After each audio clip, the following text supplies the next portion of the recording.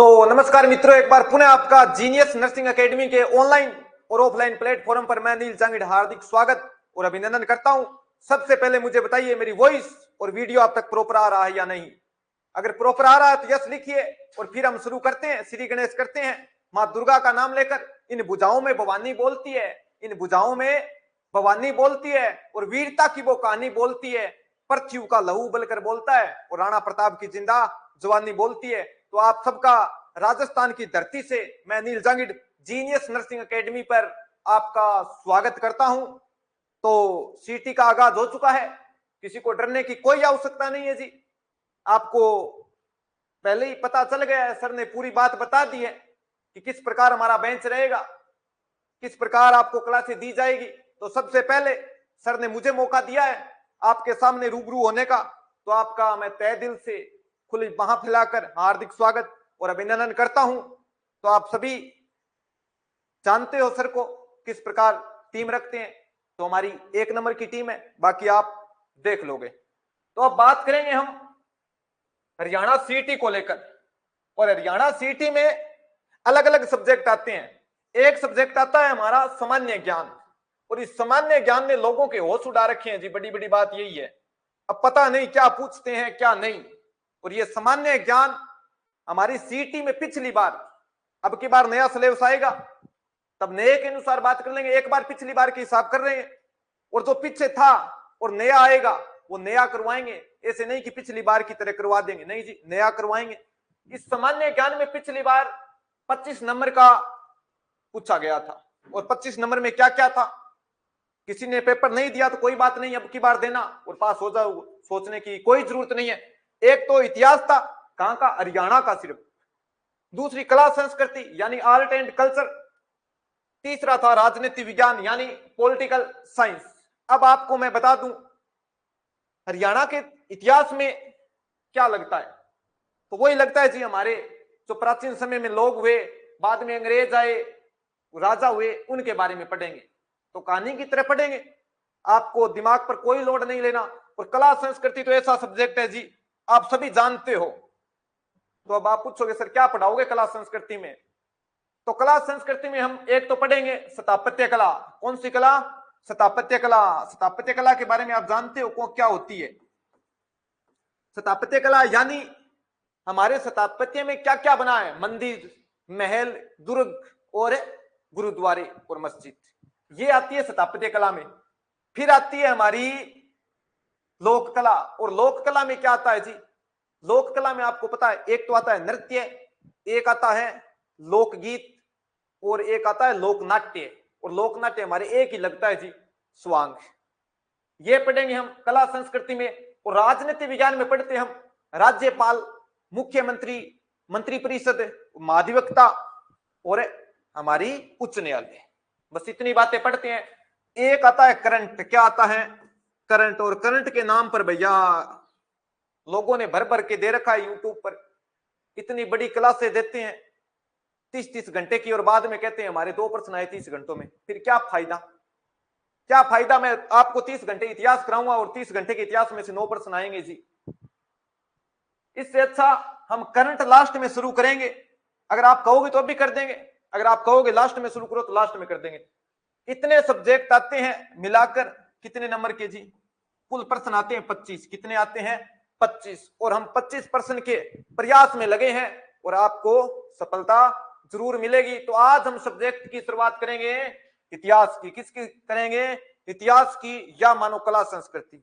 एक ऐसा टॉपिक है, कॉमन है जी, वो हमारे लगती है महाभारत। क्या लगती है? महाभारत। अब ये मत कहना सर पहली क्लास है, पहली में आप तलवारें चलाओगे। नहीं जी, तलवारें नहीं चलाएंगे, आराम से पढ़ाएंगे, कलम चलाएंगे। जो इतिहास तलवारों से लिखा है वो कभी कलम से नहीं मिटाया जा सकता। तो हम भी आज से इतिहास लिखने की शुरुआत करेंगे। और जॉब लगने के बाद जो आज लोग हम में कमियां काटते हैं उनको जरूर बोलना कि खोटे सिक्के, क्या खोटे सिक्के जो कभी चले नहीं बाजार में और कमियां निकाल रहे हैं आज हमारे किरदार में, जॉब लगने के बाद जरूर कहना उन लोगों को। तो आपका एक बार मोस्ट वेलकम। अब शुरू करते हैं आज की क्लास। और आज की क्लास में हम पढ़ेंगे महाभारत। कौन सी भारत? महाभारत। तब आप कहोगे सर प्रश्न आते हैं या फिर लड़ाई सुनाने आए हो?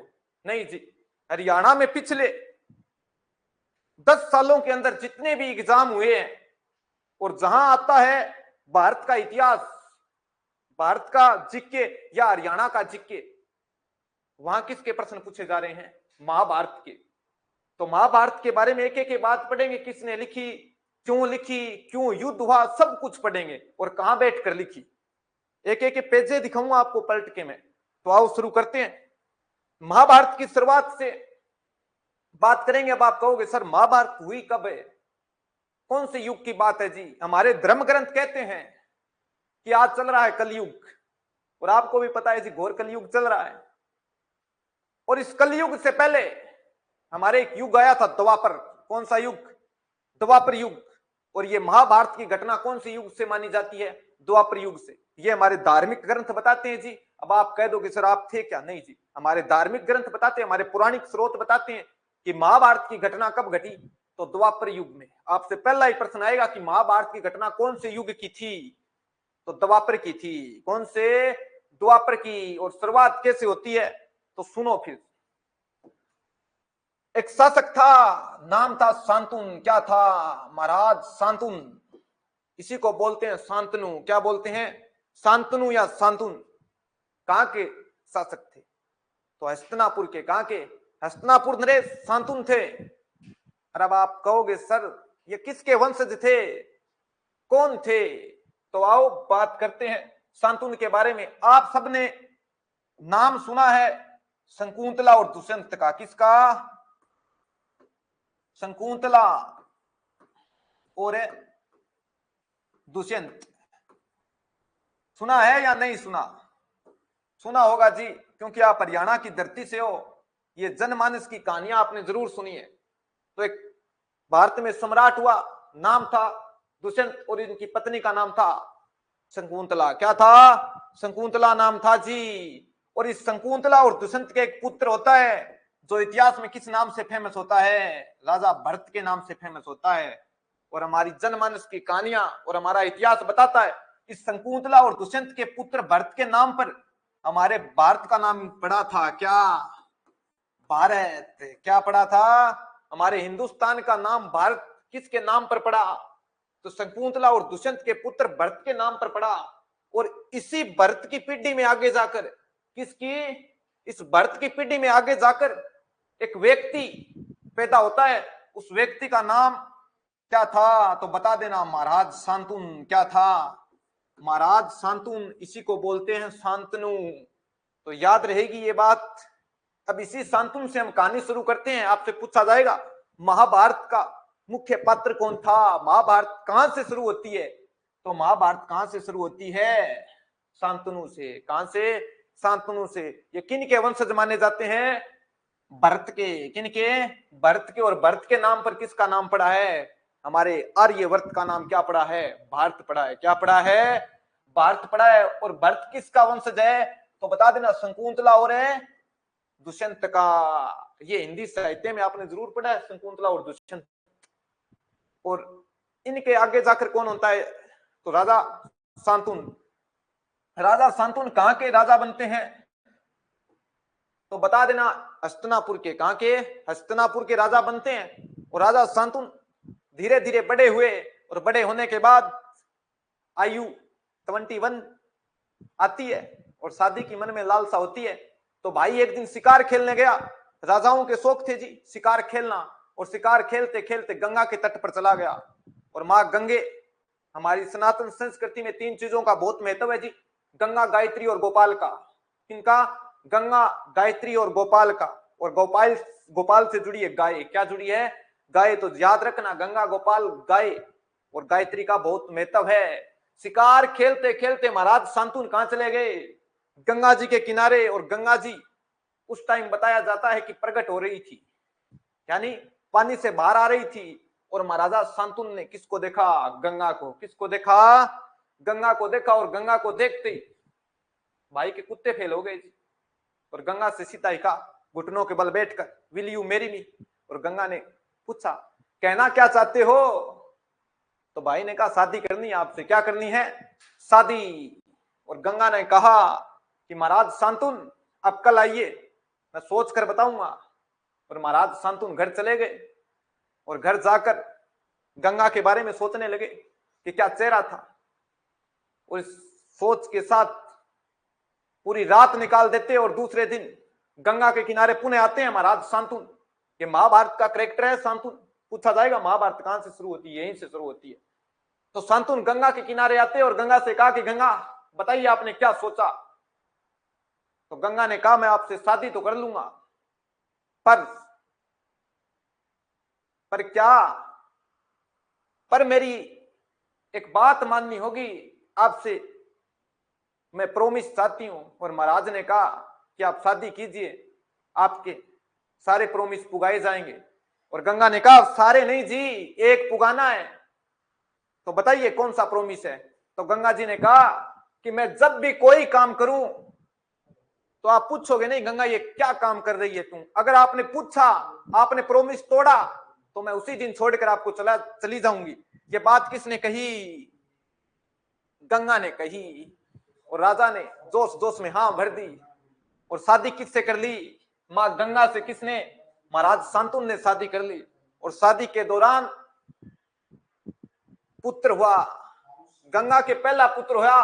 और गंगा जी उस पुत्र को लेकर कहां चली गई? गंगा के किनारे चली गई। कहां चली गई? गंगा के किनारे। और उस पुत्र को गंगा जी में बहा दिया। अब राजा शांतनु कैसे पूछे कि उस पुत्र को गंगा जी में कैसे बहा गंगा आपने? क्योंकि शादी के टाइम प्रॉमिस किया था कि मैं जो भी काम करूंगी मेरी मर्जी से करूंगी और आप पूछोगे नहीं। अगर पूछोगे तो मैं 9 2 11 हो जाऊंगी। तो पहला पुत्र कहां फेंक दिया? गंगा ने, गंगा में। और इस प्रकार 7 पुत्र हुए। कितने हुए? 7 पुत्र हुए। और 7 के साथ गंगा जी में छोड़ दिए। किसने? गंगा जी ने। अब महाराज शांतनु चिंता में रहने लगे और मन ही मन सोचने लगे कि मेरे बाद भारत का सम्राट कौन बनेगा। अब तो गंगा को पूछना चाहिए कि गंगा ऐसा क्यों कर रही है तू। और पुत्र हुआ 8 नंबर पर। उसका नाम इतिहास में क्या मिलता है? तो बता देना, नाम मिलता है देवव्रत। क्या मिलता है? देवव्रत नाम मिलता है। 8 नंबर का पुत्र हुआ गंगा के। 7 गंगा में बहा दिए थे गंगा ने। और इस बार महाराज शांतनु खुद को रोक नहीं पाए और गंगा जी से पूछ लिया कि गंगे ये क्या सिस्टम चल रहा है, तू क्यों अपने पुत्रों को गंगा में बहा रही है? तो गंगा ने कहा महाराज जब शादी हुई थी उस टाइम प्रॉमिस किया था कि मैं आपसे कुछ नहीं पूछूंगा, आज पूछ लिया तो मैं आपको छोड़कर चली जाऊंगी। और गंगा अपने पुत्र को लेकर देवलोक चली जाती है वापिस। और लास्ट में जाते टाइम शांतनु ने कहा कि गंगे मेरा पुत्र तो देखे जा। तो गंगा ने कहा कि ये बच्चा जब जवान हो जाएगा उस टाइम मैं आपको वापिस देके चली जाऊंगी, पर अब नहीं देके जाऊंगी। अब महाराज शांतनु अकेले हो गए। गंगा जी वापिस कहां चली गई? देवलोक। और किसको साथ लेकर? अपने 8वें पुत्र देवव्रत को साथ लेकर। अब महाराज शांतनु अकेले रहते हैं जी। राजकाज के काम में कुछ दिन तो दिल नहीं लगा जी। पता ही है, पत्नी छोड़कर चली गई और मन ही मन सोचता है कि लाख धोखे दिए नजरों से दूर जा निकला, लाख धोखे दिए नजरों से दूर जा निकला और मैंने जिससे प्यार किया साला बेवफा निकला। अब मन ही मन सोचता, पहले तो वादा कर लिया जी। पता ही है, चढ़ाई हुई कस्में और पावर वाले चश्मे एक बार चढ़ जाते हैं फिर उतरते नहीं है। यहां कस्में खा ली थी, कस्में वादे कर लिए थे कि मैं कभी नहीं पूछूंगा, किंतु पूछा और पूछने के बाद गंगा चली गई। अब महाराज शांतनु अकेले रहते हैं। गंगा जी मिली गंगा के किनारे शिकार के दौरान। अब राजा है, शिकार तो खेलेगा जी। और कुछ दिन बाद एक बार पुणे शिकार खेलने निकले। महाराजा शांतनु काफी उम्र हो गई थी, किंतु राजाओं का शौक होता है जी शिकार खेलना। शिकार के दौरान बताया जाता है एक दिन यमुना के किनारे गए और वहां पर एक लड़की को देखा, एक कन्या को देखा, नाम था सत्यवती। क्या था? सत्यवती। पहली पत्नी छोड़कर चली गई है गंगा, साथ किसको लेकर गई है? देवव्रत को। और अब भाई शिकार खेलने गया और सत्यवती को देखा। खुद शिकार खेलने गया था किंतु सत्यवती को देखते ही क्या हो गया? खुद शिकार हो गया जी। किसे देखकर? सत्यवती को। अब आप कहोगे सर ये सत्यवती कौन थी? गंगा के बारे में तो जानते हैं। ये सत्यवती एक ऋषि की पुत्री थी और यमुना के किनारे क्या चलाती थी? नाव चलाती थी। क्या चलाती थी? नाव चलाती थी। और सत्यवती से कहा कि सत्यवती मैं तो एकलो ही रू आजकल, गंगा जी सागे शादी करी धोखो देगी, सागे छोरो भी लेगी, तलाक तलाक तलाक कहेगी। तो सत्यवती ने कहा मैं क्या कर सकती हूँ कि करना कुछ नहीं है, शादी करनी है। क्या करनी है? शादी करनी है। और सत्यवती ने कहा, देखो महाराज, आप भारत के सम्राट हो, मैं शादी कर सकती हूँ आपसे, किंतु ये मेरे हाथ में नहीं है। हमारे घर में जो निर्णय लेते हैं तो कौन लेते हैं? मेरे पिता लेते हैं। कौन लेते हैं? मेरे पिता। ये बात आप मेरे पिता से कहिए, आप मुझे पसंद हो, मैं आपसे शादी कर लूंगी, पर बात किससे करो? मेरे पिता से करो। अगर आज वाला टाइम होता तो सीधा कहती, लव मैरिज करेंगे कोर्ट में, तू मेरी यहाँ में आ रखना। पर लड़की ने क्या कहा कि मेरे पिता को पूछो। और शांतुन कहां जाएगा? सत्यवती के पिता के पास। कहां जाएगा? सत्यवती के पिता के पास। पर इससे पहले थोड़ा बैकग्राउंड में आइए। इधर गंगा जी किसको लेकर गई थी? देवव्रत को। और देवव्रत बड़ा हो गया है, और देवव्रत को एक दिन गंगा जी क्या देकर चली गई? वापिस देकर चली गई। क्या देकर चली गई? वापिस देकर चली गई। किसे देकर गई थी? शांतुन को। क्योंकि शांतुन से कहा था कि जिस दिन मैं देवव्रत को एक अच्छा इंसान बना दूंगी, एक अच्छा योद्धा बना दूंगी, उसी दिन आपको मैं वापिस लौटा दूंगी।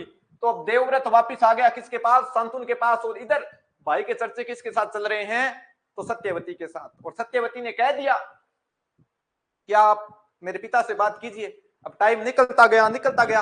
अब भाई दिल्ली को दिल्ली यमुना के किनारे जाता और किसको देखता? सत्यवती को। और सत्यवती ने एक दिन कह दिया कि आप मेरे पिता से बात कीजिए, ऐसे देखने से कुछ नहीं होगा जी, कोई वीडियो वायरल कर दो, वीडियो बना के कहीं फायदो फिर। तो राजा शांतुन सत्यवती के पिता के पास जाते हैं। कौन? राजा शांतुन। और राजा शांतुन सत्यवती के पिता, दास्यराज नाम था, दास्यराज। और दास्यराज से कहते हैं कि दास्यराज, मैं हस्तिनापुर नरेश शांतुन हूं, मुझे आपकी लड़की पसंद है, मुझसे उनकी शादी कर दीजिए। और दास्यराज ने कहा, हमारे घर आए, आपका स्वागत है, और आपने हाथ मांगा, ये हमारे लिए गर्व की बात है, किंतु मैं शादी नहीं कर सकता। अगर शादी करनी है तो एक शर्त पूरी करनी होगी। तो राजा शांतुन ने कहा, महाराज शर्त कौन सी पूरी करनी है? कि शर्त यह है जी कि हमारी लड़की के जो लड़का होगा कालांतर में चलकर, किसके? इसके जो लड़का होगा वो क्या बनना चाहिए?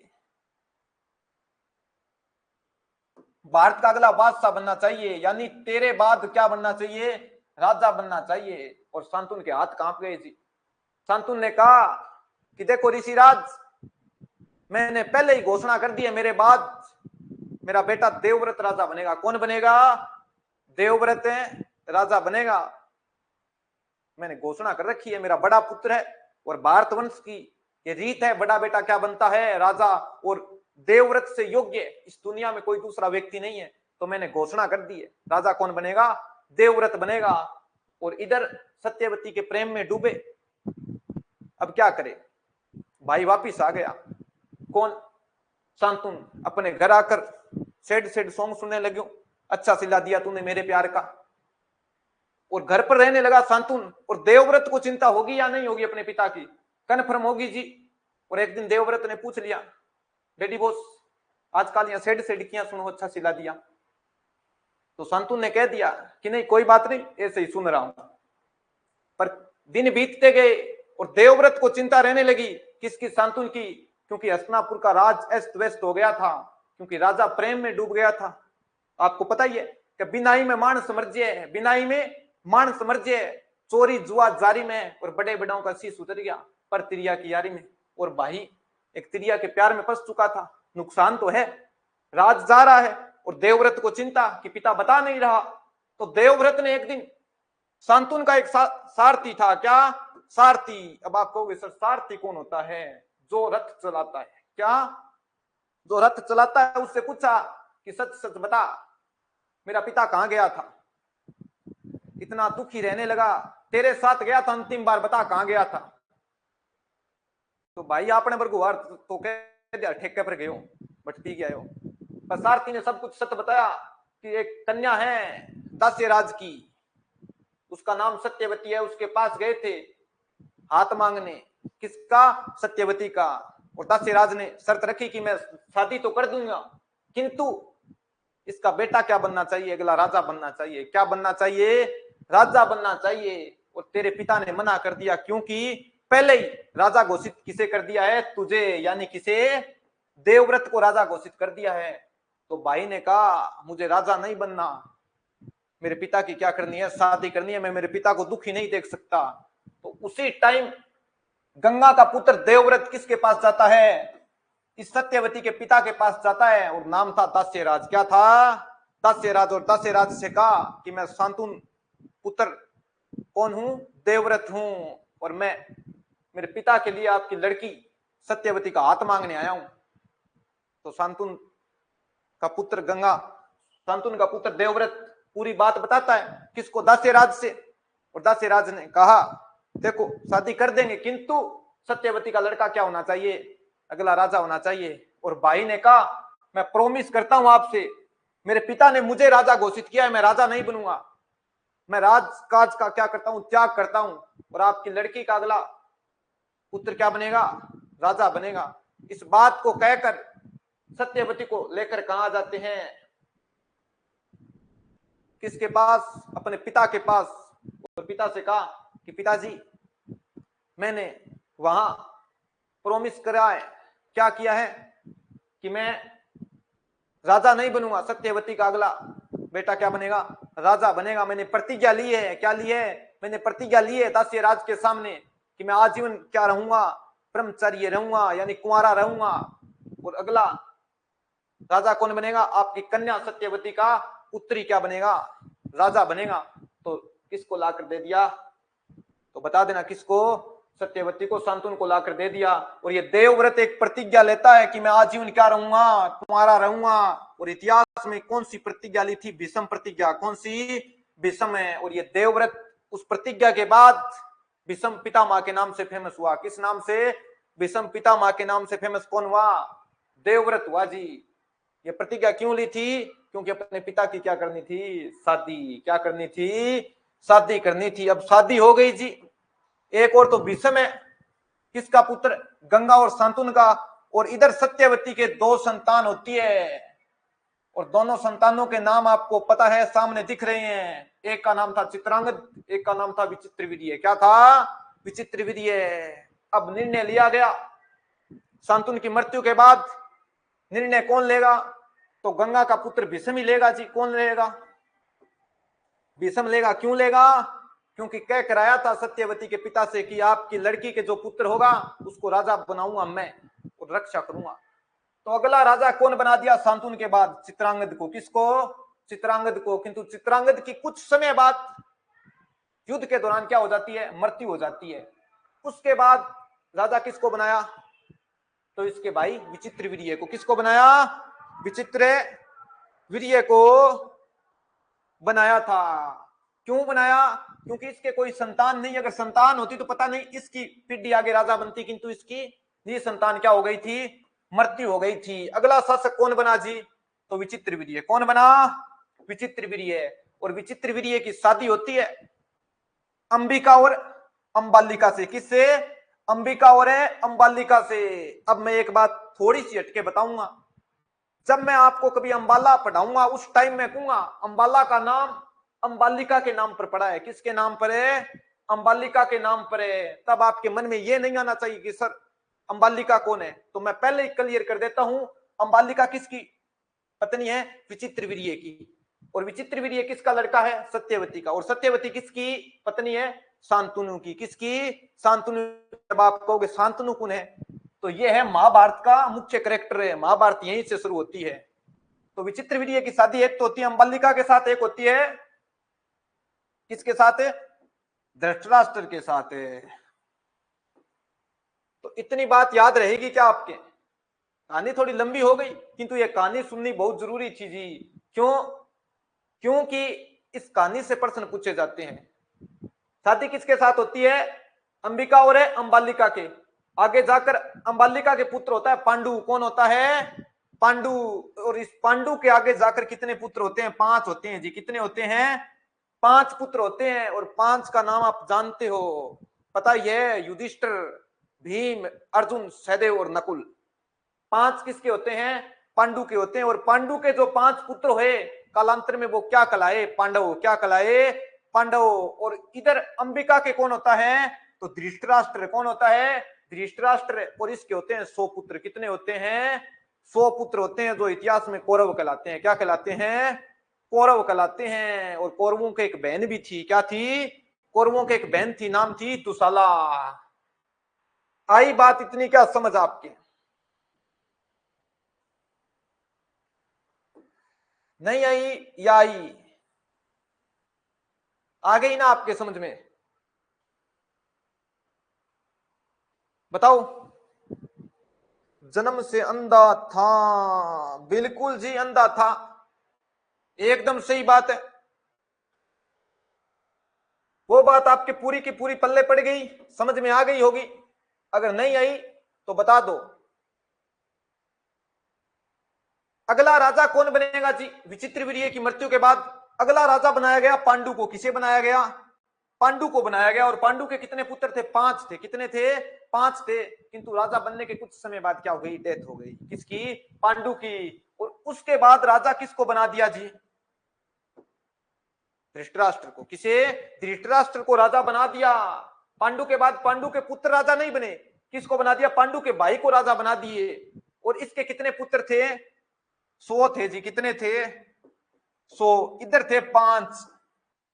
अब पांडवों और कौरवों के मध्य क्या हो जाएगी? जमीन को लेकर विवाद खड़ी हो जाएगी। क्या हो जाएगी? राजकाज को लेकर क्या हो जाएगी? विवाद खड़ी हो जाएगी। पांडव किसके वंशज है जी? पांडु के। और कौरव किसके हैं? तो बता देना। धृतराष्ट्र के। किसके? धृतराष्ट्र के थे। अब इन 500 और 100 के मध्य हमेशा ही विवाद रहेगा। ये तो चाहते हैं कि हम अधिकार करें। कहां? हस्तिनापुर पर। कहां? हस्तिनापुर पर। हस्तिनापुर की बात चल रही है। और कौरव चाहते हैं कि हम नहीं देंगे भैया, हस्तिनापुर हमारे बाप की बपोती है, हम रहेंगे। और इधर पांडु कहते हैं हमारे बाप की बपोती है, क्योंकि मेरा पिता मरा तब हमको राज नहीं मिला, मेरे पिता के भाई को राज मिला तो हमारा हिस्सा है।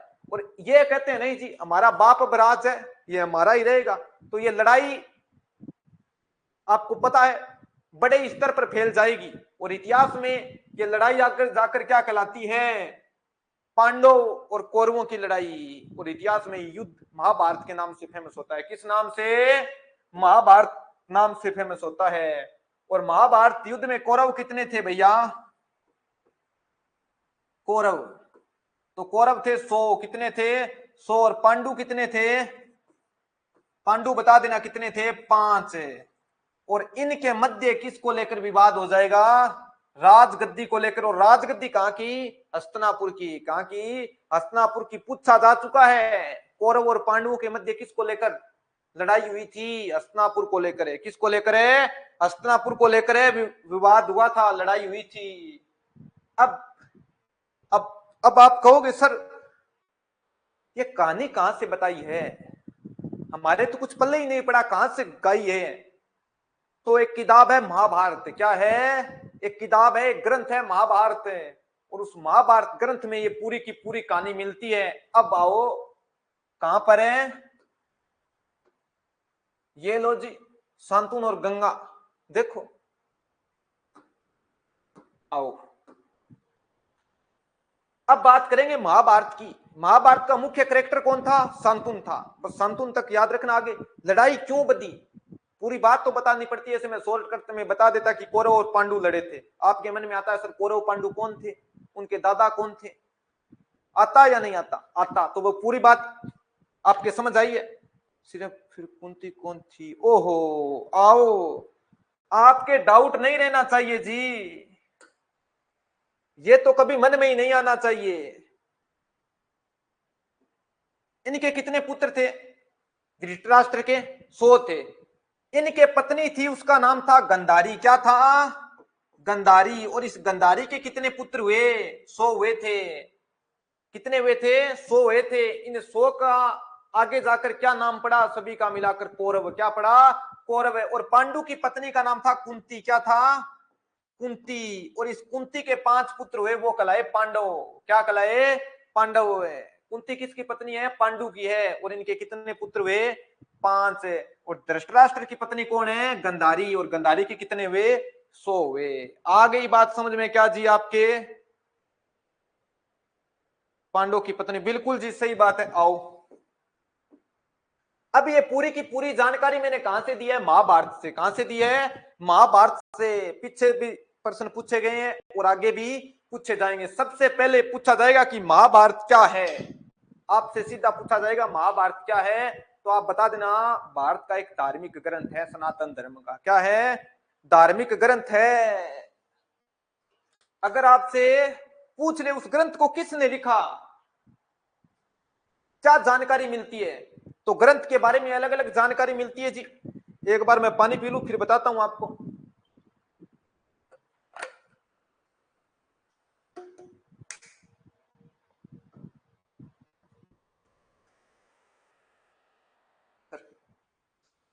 तो इस ग्रंथ को लिखा था शुरुआत में वेद व्यास जी ने। किसने लिखा था? वेद व्यास जी ने। कुछ कहते हैं जी गणेश जी ने। हमको सिर्फ नाम याद रखना, वेद व्यास, कहानियों की तरफ नहीं जाना। शुरुआत में जब इसका नाम लिखा तो किस नाम से लिखा गया? जय संहिता। किस नाम से? जय संहिता। और जय संहिता के अंदर कितने श्लोक थे? शुरुआत में महाभारत की बात हो रही है तो 800 श्लोक थे। कितने थे? 800 श्लोक थे। किसके अंदर? जय संहिता के अंदर। किसने लिखी? तो वेद व्यास ने। कालांतर में इसके अंदर श्लोक ऐड होते गए, जुड़ते गए, और वर्तमान में श्लोक हो गए 1,00,000। कितने हो गए? 1,00,000 है। और इसके अंदर किसकी जानकारी मिलती है? तो भारत के एक बहुत बड़े युद्ध की। किसकी? बहुत बड़े युद्ध की। और बहुत बड़ा हो उसको हम बोलते हैं महा। क्या बोलते हैं? महा बोलते हैं। और महा कहां हुआ था? तो भारत में हुआ था। कहां हुआ था? भारत में हुआ था। अब धीरे धीरे श्लोकों की संख्या बढ़ी, श्लोक हो गए वर्तमान में 1,00,000। एक महाग्रंथ बन गया। और इसमें जानकारी कहां की मिलती है? तो भारत की। कहां की? भारत की। इसलिए नाम पड़ गया महाभारत। क्या पड़ गया? महाभारत। आपसे पूछा जाएगा महाभारत का मूल नाम क्या था? तो मूल नाम था जय संहिता। क्या था? जय संहिता। और आपसे पूछे मूल महाभारत में जो जय संहिता थी उसमें कितने श्लोक थे? तो कितने थे? 800 थे। कितने? 800। और लिखी किसने? वेद व्यास ने। किंतु हमारे बहुत बड़े फिलोसफर हुए, नाम था स्वामी विवेकानंद। क्या था? स्वामी विवेकानंद। और विवेकानंद जी कहते हैं इसका संकलन करता कौन था? शंकराचार्य। कौन था? शंकराचार्य। भारत के बहुत बड़े संत हुए शंकराचार्य। और किसके अनुसार शंकराचार्य ने संकलन किया था? संकलन का मतलब लिखा था, इकट्ठा किया था। तो किसने? तो विवेकानंद के अनुसार है शंकराचार्य ने संकलन किया था। किसका? महाभारत का। और हमसे सीधा पूछा जाए कि महाभारत के संकलन करता कौन है, महाभारत के राइटर कौन है, तो वेद व्यास होगा। अगर आपसे प्रश्न में पूछा जाए कि विवेकानंद के अनुसार कौन है, तो कौन है? शंकराचार्य है। आज तक सिर्फ यही पूछा गया है जी। अगर दिनमान अच्छे हुए तो आपसे पूछा जा सकता है कि विवेकानंद के अनुसार संकलन करता कौन है? शंकराचार्य है। और शुरुआत में श्लोक कितने थे? 800। वर्तमान में कितने? 1,00,000। और नाम क्या है? महाभारत। अब आप कहोगे सर इतनी बड़ी पुस्तक है, इतने बड़े युद्ध का वर्णन है, और भाषाओं में ट्रांसलेशन हुआ है क्या? हिंदी, अंग्रेजी, फारसी में हुआ है जी। हमको याद रखना है महाभारत का फारसी अनुवाद है। क्या? महाभारत का फारसी अनुवाद किस नाम से हुआ है? यानी महाभारत को फारसी में ट्रांसलेशन किया है। फारसी एक भाषा है जी। क्या है? फारसी एक भाषा है। अब आप कहोगे सर कहां की है? अफगानिस्तान, ईरान, तुर्कमेनिस्तान, यहाँ की भाषा है। क्या? फारसी। मुख्यतः ये ईरान की मानी जाती है। कहां की भाषा है? ईरान की। अफगानिस्तान में भी बोली जाती है, तुर्कमेनिस्तान में भी बोली जाती है। जैसे अपनी हिंदी है राजभाषा, ऐसे फारसी किसकी राजभाषा है? ईरानी की। और उस फारसी के अंदर हमारी महाभारत का क्या हुआ है? ट्रांसलेशन हुआ है। और उस ट्रांसलेशन वाली पुस्तक को या फारसी में महाभारत को क्या कहते हैं? रजमनामा। क्या कहते हैं? रजमनामा। अब आप कहोगे सर इसका क्या अर्थ है रजमनामा का? ये बताओ। रजम का मतलब होता है युद्ध। इस रजम का मतलब क्या होता है? युद्ध। और नामा का मतलब होता है कहानी। क्या? कहानी। आपने कभी सुना होगा अकबरनामा, तो अकबर की कहानी। नामा का अर्थ होता है कहानी और रजम का मतलब होता है युद्ध, यानी युद्धों की कहानी। युद्धों का भी वर्णन मिलता है जी। युद्धों से शुरुआत होती है। मैंने शिकार से शुरुआत की थी। शांतनु शिकार खेलने गया, गंगा को देखा, बाद में सत्यवती को देखा, सत्यवती से शादी की, एक हुआ चित्रांगद, एक हुआ विचित्रवीर्य, बाद में पांडव और धृतराष्ट्र हुए, ये देखा। और इस महाभारत पुस्तक में 1,00,000 श्लोक है। कितने हैं? 1,00,000। तो फिर अध्याय कितने होंगे? अध्याय समझ रहे हो? और महाभारत में बोला जाता है अध्याय को पर्व। क्या बोला जाता है? पर्व। आपसे पूछा जाए महाभारत में कितने पर्व है, तो 18। अगर आपसे पूछा जाए कितने अध्याय है, तो भी क्या होगा? 18। क्या होगा? 18 होगा। बिल्कुल जी। अध्याय पूछे या पर्व पूछे तो कितने हैं? 18। किसने लिखी या कौन संकलन करता है? वेद व्यास। और स्वामी विवेकानंद के अनुसार कौन है? शंकराचार्य। शंकराचार्य भारत के बहुत बड़े संत हुए जी। इनका जन्म होता है दक्षिण भारत में। किनका? शंकराचार्य का। और वेद व्यास जी के पिता का नाम था पाराशर। क्या था? ऋषि पाराशर था। इतनी बात नहीं पूछेंगे आपसे। आओ, इस महाभारत के अंदर किसकी जानकारी मिलती है? तो कौरव पांडवों के युद्ध की जानकारी मिलती है मुख्यतः। और युद्ध किस कारण होता है? तो हमने शुरुआत में बात की थी, कौरव और पांडवों के मध्य विवाद होता है। किसको लेकर? राजगद्दी को लेकर। कहां की राजगद्दी? तो हस्तिनापुर की। कहां की? हस्तिनापुर की राजगद्दी को लेकर विवाद हो जाता है। और विवाद युद्ध में बदल जाता है। और युद्ध होता है महाभारत का। कौन सा युद्ध होता है? महाभारत का होता है।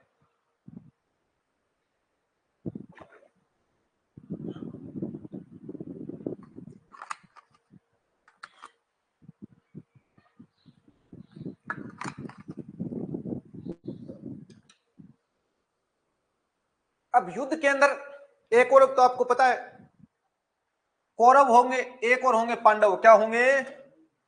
चलो मैं खाली पेज पर बताता हूं आपको। महाभारत का युद्ध, और इस युद्ध में एक और कौन होंगे? कौरव होंगे। कन्फर्म है जी, कौरव पांडवों के मध्य लड़ाई हुई थी। एक और कौन है? कौरव। एक और है पांडव। कौन है? कौरव और पांडु। ये लो जी। विवाद क्या था? हस्तिनापुर की गद्दी। और इस युद्ध के अंदर पांडवों की ओर से कितनी सेना थी? तो बता देना। 5 खुद भाई थे। 5 भाई आप जानते हो, युधिष्ठिर, भीम, अर्जुन, नकुल, सहदेव। और उधर कौरवों की तरफ कौन था? तो 100 तो कौरव थे। एक था भीष्म पितामह। कौन था? भीष्म पितामह। और भीष्म पितामह कौरवों की तरफ से युद्ध के शुरुआती समय में क्या बनाए गए थे? प्रधान सेनापति। आपसे पूछा जा सकता है कि कौरव सेना का प्रधान सेनापति कौन था युद्ध शुरू होते समय? तो कौन था? भीष्म। भीष्म की मृत्यु के बाद बनता है अगला सेनापति गुरु द्रोणाचार्य। कौन बनता है? द्रोणाचार्य। और इधर पांडवों का सेनापति कौन था? तो बताओ। धृष्टद्युम्न। क्या था? धृष्टद्युम्न था पांडवों का सेनापति। और कुल सेना कितनी थी जी? सेना पूछ ले तो आप बता देना। पांडवों की तरफ कितनी थी? 7 अक्षुणी सेना। कितनी? 7 अक्षुणी। और इधर सेना थी 11 अक्षुणी। याद रहेगा क्या? और कुल सेना लड़ी थी 18 अक्षुणी। कितनी? 18 अक्षुणी सेना लड़ी थी। अब आपके मन में आएगा सर 18 अक्षुणी मतलब क्या होता है? हमने तो लाख सुनी, 2 लाख सुनी, 1000 सुनी, किंतु ये 18 अक्षुणी क्या है? तो ये सेना हमारे ग्रंथों में बताई गई है जी। माना जाता है कि एक अक्षुणी सेना में लगभग 2,17,000 सैनिक होते हैं। हमारे पुराणिक ग्रंथ बताते हैं 18 अक्षुणी की सेना लड़ी थी। एक और कितनी अक्षुणी थी? 11। और एक और थी 7। पांडवों की तरफ सेना कम थी और कौरवों की तरफ सेना ज्यादा थी। और कुल कितनी थी? 18 अक्षुणी। लगभग पूरे भारत की आबादी इस युद्ध के अंदर काम आ गई थी। कौन से युद्ध में? महाभारत में। अब आप कहोगे सर फिर हुआ कब है? और इतनी बड़ी सेना लड़ी तो चला कितने दिन? कई सालों तक चला होगा। और चला तो कहां चला? ऐसा कौन सा राज्य था जहां पर यह लड़ाई लड़ी गई? तो राज्य तो अपना हरियाणा था। क्या था? अपना हरियाणा था। निसंकोच बता देना, महाभारत का युद्ध कहां हुआ? हरियाणा में हुआ। कहां हुआ? हरियाणा में। और हरियाणा का जिला कौन था? कौन सा था? कुरुक्षेत्र। कौन सा? कुरुक्षेत्र। और सेना कितनी थी? 18 अक्षुणी। और कितने दिन चला था?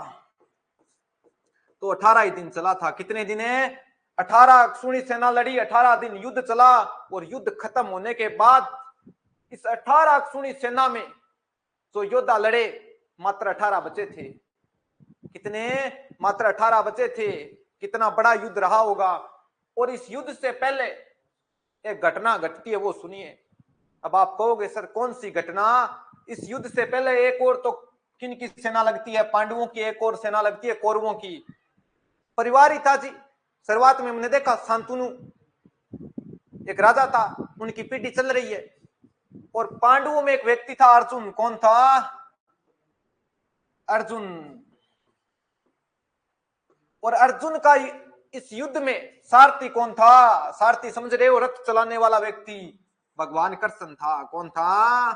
भगवान कृष्ण, जो 16 कलाओं से निपुण था। कला होती है अलग अलग, स्थापत्य कला, संगीत कला, नाट्य कला, ऐसे 16 कला होती है। और 16 कला से निपुण कौन था? भगवान कृष्ण। और युद्ध से पहले जब सेना आमने सामने हुई तो अर्जुन ने कहा कि हे भगवान, हे यादववंशी कृष्ण, मैं युद्ध नहीं कर सकता। सामने कौन है? मेरे परिवार के लोग हैं, इन पर मैं कैसे बाण चलाऊं, कैसे इनको मारूं?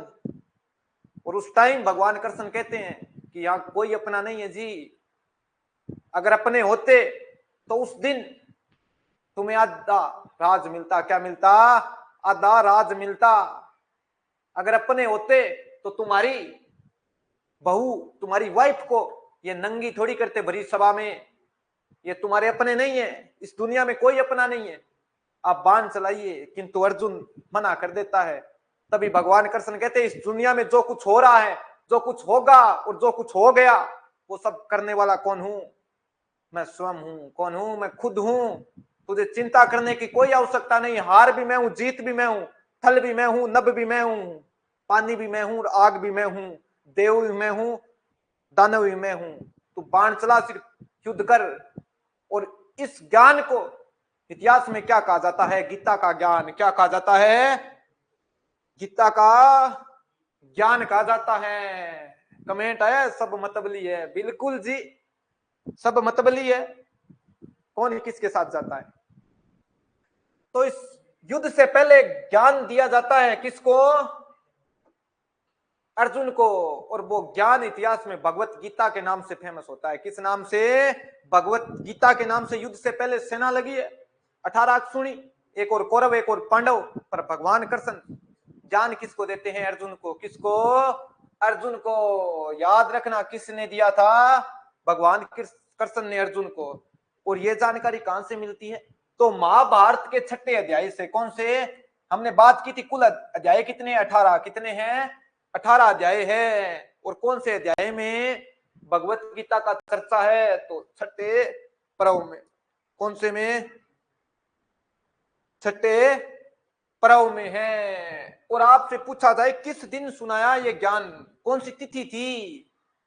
तो तिथि थी एकादशी। क्या थी? एकादशी। आपसे पूछा जा सकता है कि गीता का ज्ञान भगवान कृष्ण ने किस दिन सुनाया? तो दिन था एकादशी का, यानी 11। क्या थी?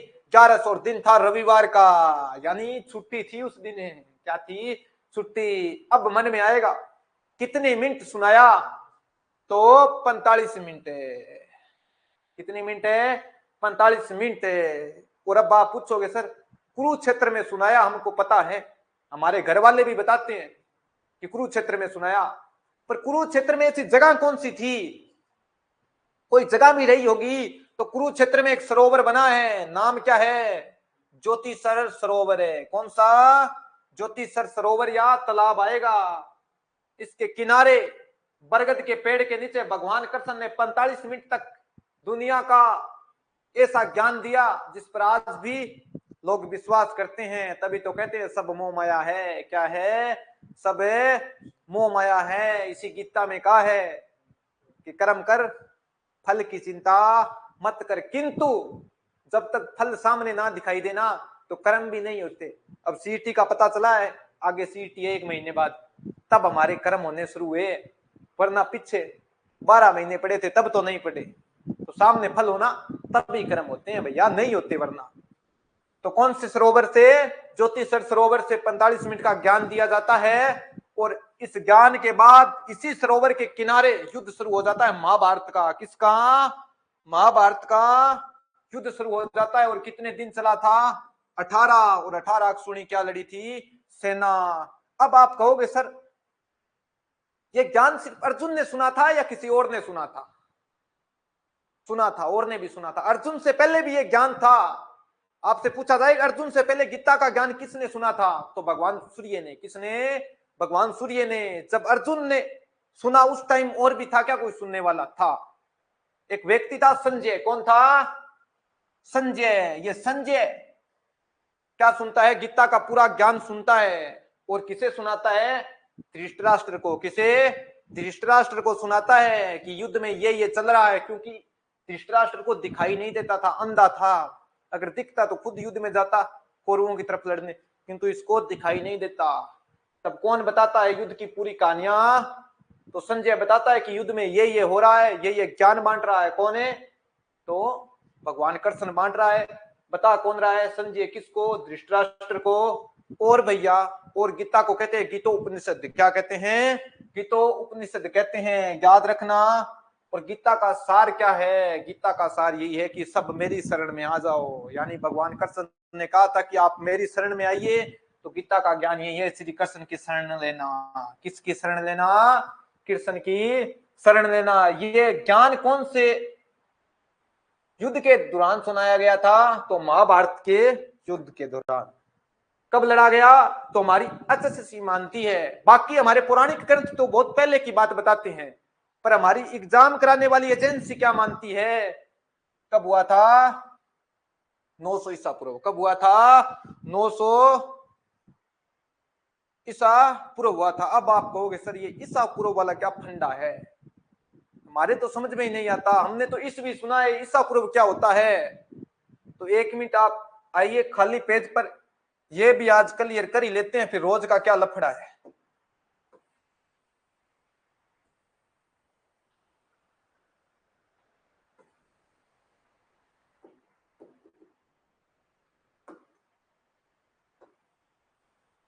आज आपको पता है क्या चल रहा है?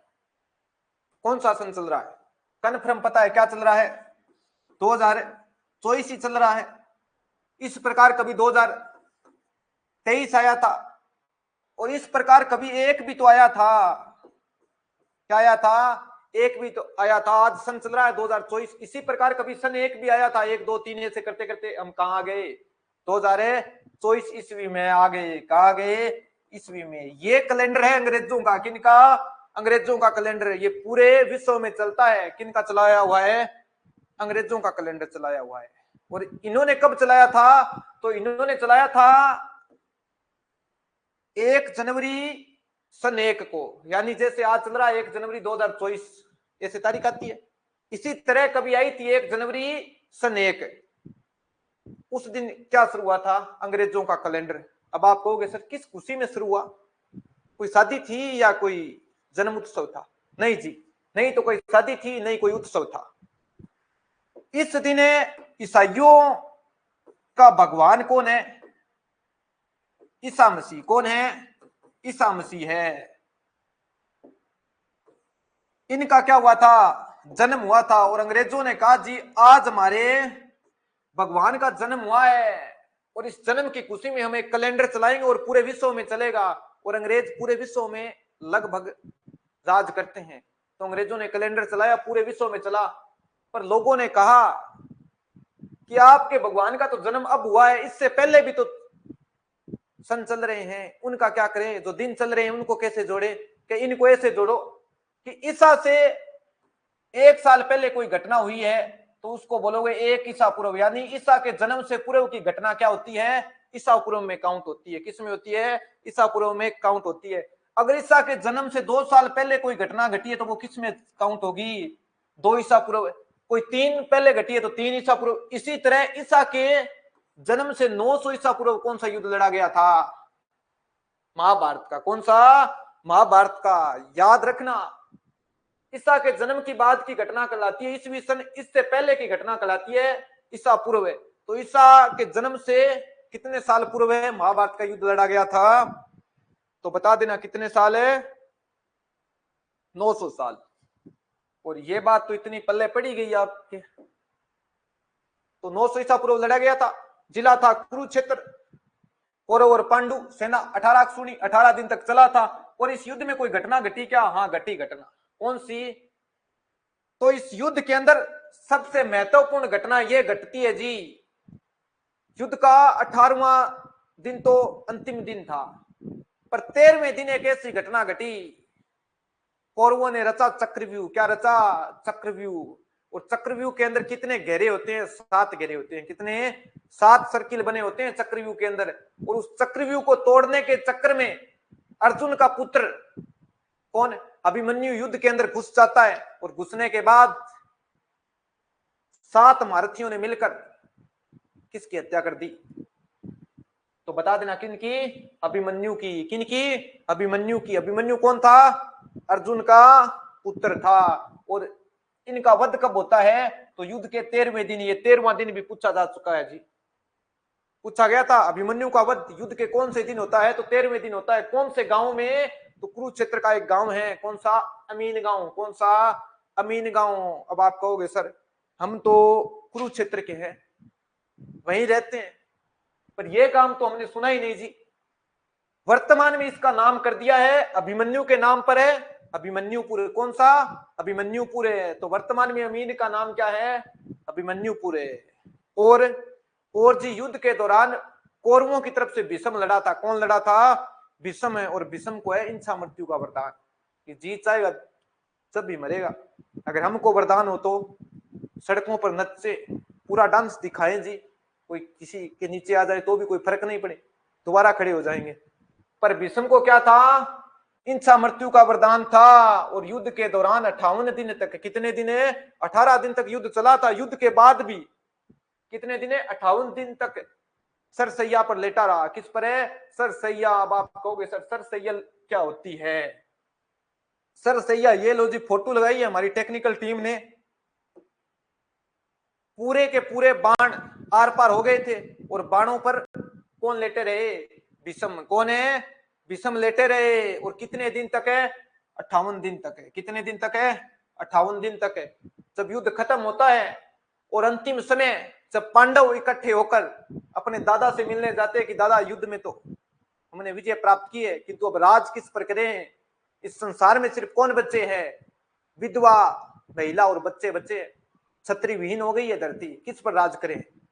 और आप इस दुनिया में कब आए थे?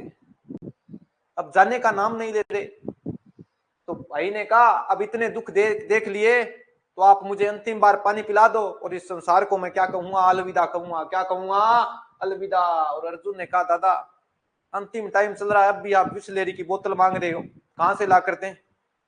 तो दादा ने कहा कि पानी तो पिलाना पड़ेगा जी। तो अर्जुन ने इसी टाइम, बताया जाता है, तीर चलाया और तीर चलाकर धरती से क्या निकाल दिया? पानी। तो पूछा जाएगा कि बाण कौन सा? बाण गंगा तीर्थ स्थल कहां है? कौन सा? बाण गंगा तीर्थ स्थल कहां है? यानी अर्जुन के बाण से गंगा निकली थी, यानी पानी निकला था। उसको इतिहास में किस नाम से जानते हैं? बाण गंगा। और बाण गंगा तीर्थ कहां है? कुरुक्षेत्र में। कहां है? कुरुक्षेत्र में है। ये लो जी, बाण गंगा तीर्थ कहां है? कुरुक्षेत्र में। और कौन सी नदी के किनारे? अब आपसे पूछा जाएगा कि बाण गंगा तीर्थ कौन सी नदी के किनारे है, और हम भावना में बैठ जाएंगे, वैसे ही पेपर में देख तो जाते ही हैं हम। तो गंगा जी नहीं है, वो होगा उत्तर। उत्तर होगा सरस्वती। क्या होगा? ये सरस्वती नदी के किनारे है, बाण गंगा तीर्थ है। इतनी बात थी महाभारत की। क्या थी? इतनी बात थी महाभारत की। अब मेरे ख्याल से आपकी इतनी तो समझ में आ गई। अब थोड़ी सी बात बची है 1 मिनट की, वो मैं बता दूं आपको, क्लास लंबी हो रही है तो सुनो फिर। अर्जुन का पुत्र कौन था जी? आप कहोगे अभिमन्यु था, हमको पता है, वध हुआ था युद्ध के 13वें दिन। ये लो अभिमन्यु। और अभिमन्यु के एक पुत्र होता है जी, क्योंकि युद्ध के बाद पांडव तो इस संसार को छोड़कर चले जाते हैं। और राजा किसे बनाते हैं? अभिमन्यु की भी मृत्यु हो गई थी युद्ध के दौरान, पता ही आपको। और अभिमन्यु के बाद अभिमन्यु का बेटा, अभिमन्यु राजा नहीं बनाता, सीधा डायरेक्ट कौन राजा बनता है? अभिमन्यु का बेटा कौन है? राजा परीक्षित है। कौन है? राजा परीक्षित है। ये राजा परीक्षित राजा बनता है, किंतु राजा परीक्षित की मृत्यु हो गई थी। किस कारण है? सर्प के कारण। किसके कारण है? सर्प के कारण मृत्यु हो गई थी राजा परीक्षित की। और राजा परीक्षित के एक लड़का था, उसका नाम था जनमेन्य। क्या था? जनमेन्य था। ये लो जी, मैं लिख देता हूं। जनमेन्य किसका है? परीक्षित का। परीक्षित किसका है? अभिमन्यु का। ये जनमेन्य अपने पिता की मौत का बदला लेने का प्रयास करेगा। क्या करेगा? प्रयास करेगा। प्रयास क्या करेगा कि मेरे पिता की मृत्यु किसकी वजह से हुई है? सांप की वजह से हुई है। किसकी वजह से? सर्प की वजह से मृत्यु हुई है। तो मैं इस संसार के पूरे सर्प खत्म कर दूंगा। क्या कर दूंगा? सर्प खत्म कर दूंगा। तो हरियाणा के जींद जिले के, कहा? हरियाणा के जींद जिले के सपीदो गांव में। कौन से गांव में? सपीदो के अंदर। सपीदों के अंदर एक यज्ञ होता है, सर्प दमन यज्ञ, यानी सर्पों का दमन करने के लिए एक यज्ञ किया जाता है। और इतिहास में वो किस नाम से जाना जाता है? सर्प दमन, यानी सर्पों को दमन करने के लिए यज्ञ होता है। कहां? सपीदों में। और इसी सपीदों का नाम इस यज्ञ के कारण क्या पड़ा है? सपीदो पड़ा है। तो आपसे पूछा जाएगा सर्प दमन यज्ञ कहां हुआ? सपीदों में। सपीदो कहां है? तो जींद में। कहां है? जींद में। अगर आपसे पूछा जाए किसने किया, तो जनमेन्य ने। किसने? जनमेन्य। जनमेन्य कौन था? तो अभिमन्यु का पुत्र था। और राजा परीक्षित का क्या था? बेटा था। क्या था? बेटा था। अब इतनी बात मेरे ख्याल से आपके समझ में आई है। अगर अब भी समझ में नहीं आई जी, तो वीडियो बैक करके देखना। अपनी क्लास बता दो समाप्त होने की ओर है। समझ में आ गई क्या? हाँ जी सर, सर्पों का, बिल्कुल जी, सर्पों के दमन के लिए यज्ञ किया था, कन्फर्म है। और लास्ट में सर्पों ने माफी मांग ली थी। अब कुछ कमी है तो आप कमी बताइए, क्योंकि हम सुधार कर सके। अगर आप नहीं बताओगे तो कौन बताएगा? आप ही बताओगे। पूरी दराज साथ दे तो अलग बात है, पूरी दराज साथ दे तो अलग बात है, तू जरा सा भी साथ दे तो अलग बात है। चलने को तो एक पांव पर चलते हैं लोग, पर दूसरा साथ दे तो अलग बात है। आप बताइए, आप हमारा साथ दीजिए, सुधार किया जाएगा। कितनी जरूरत है सुधार की, बताइए। चलो समझ में आई, और आशा करते हैं आप जॉब लग जाओगे जल्दी। 1 महीने के बाद पेपर है, ज्यादा से ज्यादा 2 हो सकते हैं। और जॉब लगने के बाद जो लोग आज कमियां निकाल रहे हैं, उनको जरूर जवाब देना। सोचने की कोई आवश्यकता नहीं है, जॉब तो लग ही जाओगे। कहना कि कट पाई ना चाल मेरी, उनसे कहना जो कमियां निकाल रहे हैं कि कट पाई ना चाल मेरी, लोग देने लगे मिसाल मेरी। वो मेरे फेंके हुए जुमलों से काम लेते हैं, जिनसे बोलचाल बंद है मेरी। तो धन्यवाद, आप आए। जय हिंद, जय भारत, जय श्री राम।